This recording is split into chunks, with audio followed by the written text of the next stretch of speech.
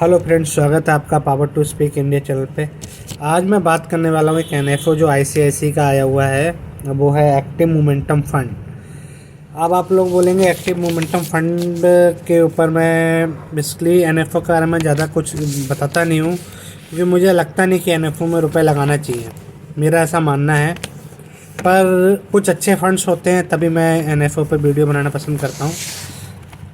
तो आपने एक मार्केट देखी है 2020 से लेकर 2024 तक, वो देखा है एक बुल रन। इंडियन मार्केट के अंदर एक तरफ से बुल रन चला है।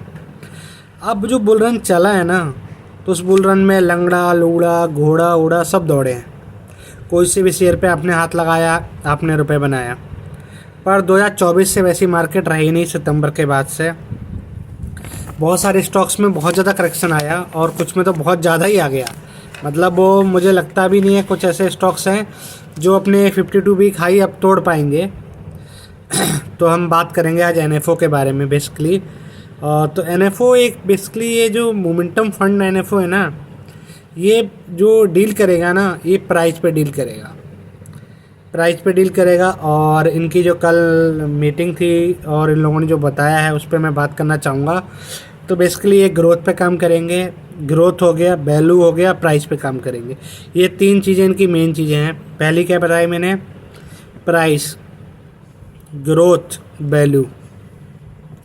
अब जिसकी अर्निंग अच्छी होगी ऑटोमेटिक प्राइस तो उसमें आएगा ही आएगा। उसके बारे में मैं डिस्कस ज़्यादा नहीं करूँगा। पर दो चीज़ें होती हैं कि हम मोमेंटम नहीं पकड़ पाते स्टॉक का। पर फंड मैनेजर्स होते हैं, उनको पता होता है कि कौन सा स्टॉक, कौन सी साइकिल कब तक परफॉर्म करेगी। तो मेरे ख्याल से इसके हिसाब से आपको रुपए लगाना चाहिए। और इसमें जो आप रुपए लगाएंगे ना, वो तीन टाइप से आप लगा सकते हैं। एक तो आप लगा सकते हैं कि आपका अगर पॉइंट ऑफ व्यू 5 साल का है तब लगाइए। दूसरा ये है कि आपका अगर 1 साल का व्यू है और 2 साल का व्यू है तो मेरे ख्याल से आप मत लगाइए इसमें रुपए, क्योंकि होगा क्या कि मोमेंटम अभी तक मार्केट में आने में थोड़ा टाइम लगता है। तो कोई भी फंड मैनेजर हो चाहे कोई भी हो, वो इतनी जल्दी मोमेंटम नहीं पकड़ पाएगा। तो उसको भी समझने में टाइम लग जाएगा। आने वाले करीबन 6-7 महीने लग जाएंगे और आपका टाइम आ जाएगा। आपको रुपए, जब आपका ग्रोथ का समय आएगा रुपए का, तब आप रुपए निकाल लेंगे। तीसरा ये है कि अगर आपको अच्छे स्टॉक्स पता है निकालना मार्केट के अंदर, तो अंडर वैल्यूड स्टॉक को आप खरीदिए। बहुत सारी अच्छी कंपनियां अंडर वैल्यूड मिल रही हैं, आप उनको लेके बैठ जाएंगे, आपका रुपए बन जाएगा। पर आपको हेडेक नहीं पालनी है। आपको लगता है यार नहीं, मेरा फंड मैनेजर ही मैनेज करे, अब मुझे कोई चिक नहीं, कुछ नहीं चाहिए, तो मैं बोलूँगा आईसीआईसी का ये जो एक्टिव मोमेंटम फंड है बेस्ट रहेगा।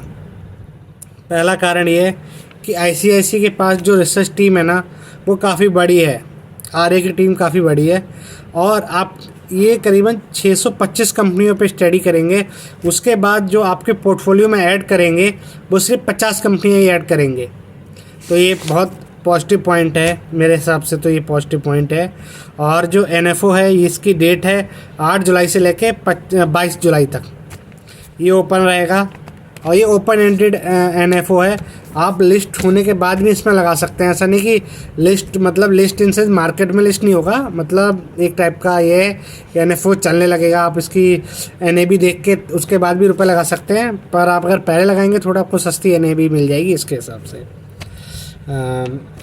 और मैं आपको उसके बारे में क्या, देखिए मेरे को ऐसे से कोई रुपये नहीं मिल रहा है। मैं कोई इसकी मतलब ऐसी तारीफ़ नहीं कर रहा हूँ इसकी वजह से आप सोचे कि मेरे को कुछ मिल रहा है। पर मेरे को ऐसा लगता है कि मोमेंटम फंड्स में निप्पॉन का मोमेंटम फंड देख लो, उसने परफॉर्म करके दिया है। और भी कंपनियों के फंड्स हाउसेस हैं जिन्होंने एक्टिव मोमेंटम फंड निकाला, उन्होंने परफॉर्म करके दिया। पर आईसीआईसी का भी मुझे ऐसा लगता है कि ये फंड परफॉर्म करके देगा। तो अपना रुपए का ध्यान रखें और अपना रुपए लगाएं। और कोई भी डाउट हो, कभी भी हो, कुछ भी हो, तो आप इस चैनल पे कमेंट में पूछ सकते हैं। मैं पूरी कोशिश करूँगा। पर due to some busy reasons I am not able to make my videos. But NFO best है ये वाला, और आप लगा सकते हैं। और मेरा डिटेल्स भी आपके पास है। अगर आपको कुछ और भी डाउट हो तो आप मुझे मेल भी कर सकते हैं, उस पर मैं आपको रिप्लाई कर दूँगा। Thank you.